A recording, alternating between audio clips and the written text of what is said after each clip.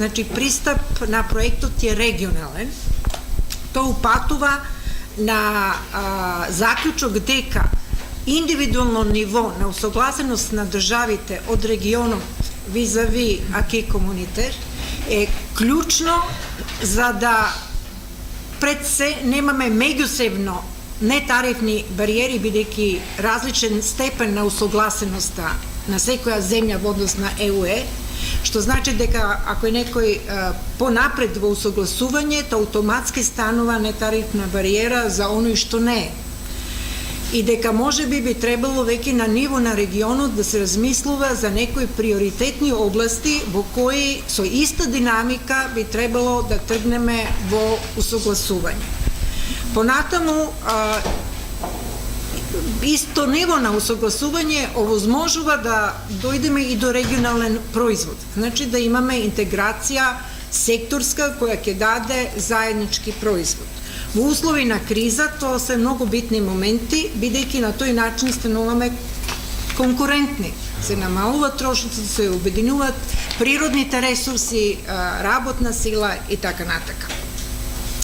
И, што е многу важно, да се знае што е улога на комората во цел овој процес. Значи, сега во овој период кога сме на процесот на пристапување, наша улога е едукација, пред се информирање и едукација.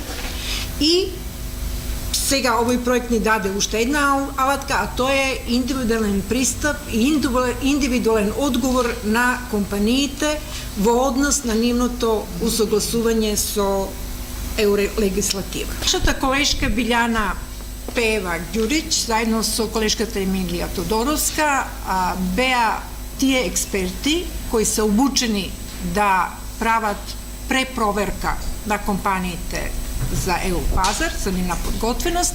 И сега Билјана ќе замолиме да направи една презентација за оно што тие нашле во истражувањето. Нивото на усогласеност генерално по сите овие области на ниво на регионот покажува дека Хрватска со 82% усогласеност предничи во однос на останатите земји, пошто следува Србија, Македонија, Црна Гора, Босна и на крајот Албанија. Значи, здравјето и безбедноста при работа се покажа како област во која што е потребно на тамошно унапредување. Од една страна, овде степенот на неусогласеност се чини дека се должи на финансиските импликации, затоа што менаџерите на компаниите утврдиле дека периодичните обуки кои се потребни за вработените во однос на правилата за безбедност се доста скапи. А од друга страна, дел од менаџерите истакнаа дека е потребно да се променат ставовите на работната сила во однос на примената и задолжителното користење на заштитната опрема.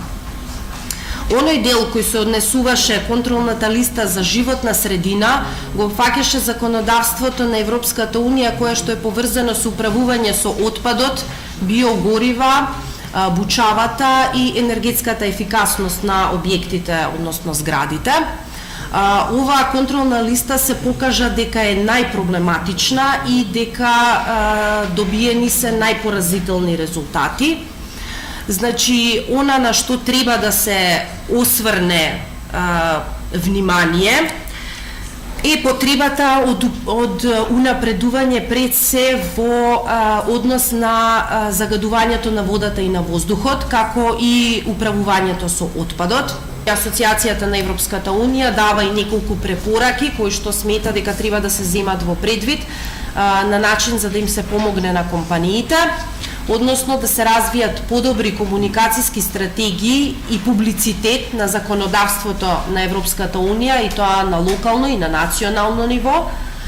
Потребно е да се изработат и постојано да се вршат консултации и наменски совети кои ќе бидат достапни до компаниите, размена на практични решенија за одредени области, овдека бидејќи најпроблематичните области произлегоа од Законот за здравје и безбедност при работа и животна средина, токму во овие области да биде насочена, значи, помошта, но и советите дадени, упатени од страна на институциите и стопанските комори, и тоа посебно во Србија и во Македонија, и потикнување и размена на најдобрите практики меѓу Европската Унија и компаниите од Балканот.